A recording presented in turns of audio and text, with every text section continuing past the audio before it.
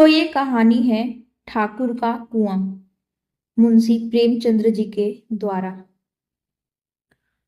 जोखू ने लोटा मुंह से लगाया तो पानी में सख्त बदबू आई। गंगी से बोला, यह कैसा पानी है?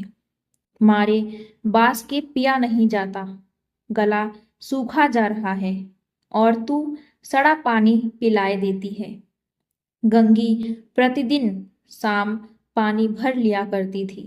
कुआं दूर था, बार बार जाना मुश्किल था। कल वह पानी लाई तो उसमें बू बिल्कुल न थी। आज पानी में बदबू कैसी? लोटा नाक से लगाया तो सचमुच बदबू थी।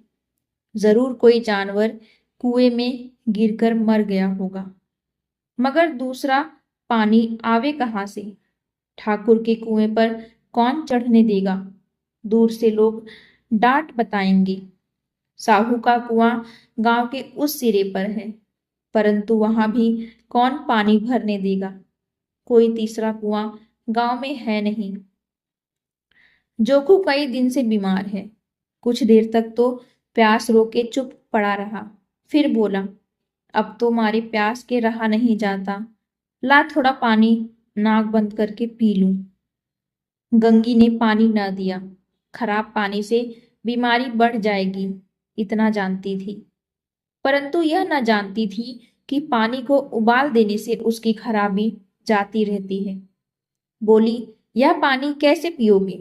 न जाने कौन जानवर मरा है। कुएं से मैं दूसरा पानी लाए देती हूँ। जोखू ने आश्चर्य से उसकी ओर देखा। पानी कहाँ से लाएंगे? ठाकुर और साहू के दो कुएं तो हैं, क्या एक लोटा पानी ना भरने देंगे? हाथ पांव तुड़वा आएगी और कुछ ना होगा। बैठ चुपके से। ब्रह्मा देवता आशीर्वाद देंगे, ठाकुर लाठी मारेंगे, साहू जी एक पांच लेंगे। गरीबों का दर्द कौन समझता है? हम तो मर भी जाते हैं तो कोई द्वार पर झांकने नहीं आता। कंधा देना तो बड़ी बात है। ऐसे लोग कुएं से पानी भरने देंगे? इन शब्दों में कड़वा सत्य था। गंगी क्या जवाब देती, किंतु उसने वह बदबूदार पानी पीने को न दिया। रात के 9 बजे थे। थके मांदे मजदूर तो सो चुके थे। ठाकुर के दरवाजे पर 10-5 बेफिक्रे जमा थे। मैदानी बहादुरी का तो अब न जमाना रहा है, न मौका। कानूनी बहादुरी की बातें हो रही थी। कितनी होशियारी से ठाकुर ने थानेदार को एक खास मुकदमे में रिश्वत दी और साफ निकल गए। कितनी अक्लमंदी से एक मार्के के मुकदमे की नकल ले आए। नाजिर और मोहतमिन सभी कहते थे नकल नहीं मिल सकती। कोई 50 मांगता, कोई 100। यहाँ बेपैसे कौड़ी नकल उड़ा दी। काम करने ढंग चाहिए। इसी समय गंगी कुएं से पानी लेने पहुंची। कुप्पी की धुंधली रोशनी कुएं पर आ रही थी। गंगी जगत की आड़ में बैठी मौके का इंतजार करने लगी। इस कुएं का पानी सारा गांव पीता है, किसी के लिए रोक नहीं। सिर्फ ये बदनसीबी नहीं भर सकते। गंगी का विद्रोही दिल रिवाजी पाबंदियों और मजबूरियों पर चोटें करने लगा। हम क्यों नीच है और ये लोग क्यों ऊंच है? इसलिए कि ये लोग गले में तागा डाल लेते हैं। यहाँ तो जितने हैं एक से एक छठे हैं। चोरी ये करे, जाल फरेब ये करे, झूठे मुकदमे ये करे। अभी इस ठाकुर ने तो उस दिन बेचारे गडरिये की भेड़ चुरा ली थी और बाद में मारकर खा गया। इन्हीं पंडित के घर में तो 12 मास जुआ होता है। यही साहू जी तो घी में तेल मिलाकर बेचते हैं। काम करा लेते हैं, मजूरी देने नानी मरती है। किस किस बात में हमसे ऊंचे हैं? हम गली गली चिल्लाते नहीं कि हम ऊंचे हैं, हम ऊंचे हैं। कभी गांव में आ जाती हूं तो रस भरी आंख से देखने लगते हैं, जैसे सबकी छाती पर सांप लौटने लगा है।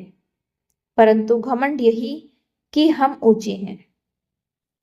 कुएं पर किसी के आने की आहट हुई। गंगा की छाती धक धक करने लगी। कहीं देख ले तो गजब हो जाए, एक लात भी तो नीचे ना पड़े। उसने घड़ा और रस्सी उठा ली और झुककर चलती हुई एक वृक्ष के अंधेरे साए में जा खड़ी हुई। कब इन लोगों को दया आती है किसी पर। बेचारे महबू को इतना मारा कि महीनों लहू थूकता रहा, इसीलिए तो कि उसने बेगार न दी थी। इस पर ये लोग ऊंचे बनते हैं। कुएं पर स्त्रियां पानी भरने आई थी। इनमें बात हो रही थी। खाना खाने चले और हुक्म हुआ कि ताजा पानी भर लाओ, घड़े के लिए पैसे नहीं हैं। हम लोगों को आराम से बैठे देखकर जैसे मर्दों को जलन होती है। हाँ, यह तो न हुआ कि कलसिया उठाकर भर लाते, बस हुक्म चला दिया कि ताजा पानी लाओ, जैसे हम लौंडिया ही तो हैं। लौंडिया नहीं तो और क्या हो तुम, रोटी कपड़ा नहीं पाती, 10-5 रुपए भी छीन झपट कर ले ही लेती हो, और लौंडिया कैसी होती। मत लजाओ दीदी, छिन भर आराम करने को जी तरस कर रह जाता है। इतना काम किसी दूसरे घर कर देती तो इससे कहीं आराम से रहती, ऊपर से वह एहसान मानता। यहाँ काम करते करते मर जाओ, पर किसी का मुंह ही सीधा नहीं होता। दोनों पानी भरकर चली गईं, तो गंगी वृक्ष की छाया से निकली और कुएं की जगत के पास आई। बेफिक्र चले गए थे। ठाकुर भी दरवाजा बंद कर अंदर आंगन में सोने जा रहे थे। गंगी ने क्षणिक सुख की सांस ली। किसी तरह मैदान तो साफ हुआ। अमृत चुरा लाने के लिए जो राजकुमार किसी जमाने में गया था, वह भी शायद इतनी सावधानी के साथ और समझ बूझ कर न गया हो। गंगी दबे पांव कुएं की जगत पर चढ़ी। विजय का ऐसा अनुभव उसे पहले कभी नहीं हुआ। उसने रस्सी का फंदा घड़े में डाला, दाएं बाएं चौकन्नी दृष्टि से देखी, जैसे कोई सिपाही रात को शत्रु के किले में सुराख कर रहा हो। अगर इस समय वह पकड़ ली गई तो फिर उसके लिए माफी या रियायत की रत्ती भर उम्मीद नहीं। अंत में देवताओं को याद करके उसने कलेजा मजबूत किया और घड़ा कुएं में डाल दिया। घड़े ने पानी में गोता लगाया, बहुत ही आहिस्ता, जरा भी आवाज ना हुई। गंगी ने 2-4 हाथ जल्दी जल्दी मारे। घड़ा कुएं के मुंह तक आ पहुंचा। कोई बड़ा सहजोर पहलवान भी इतनी तेजी से न खींच सकता था। गंगी झुकी कि घड़े को पकड़कर जगत पर रखे कि एकाएक ठाकुर साहब का दरवाजा खुल गया। शेर का मुंह इससे अधिक भयानक ना होगा। गंगी के हाथ से रस्सी छूट गई। रस्सी के साथ घड़ा धड़ाम से पानी में गिरा और कई क्षण तक पानी में हिलकारे की आवाज सुनाई दे रही। ठाकुर कौन है, कौन है, पुकारते हुए कुएं की तरफ आ रहे थे और गंगी जगत से कूदकर भागी जा रही थी। घर पहुंचकर देखा कि जोखू लोटा मुंह से लगाए वही मैला गंदा पानी पी रहा है।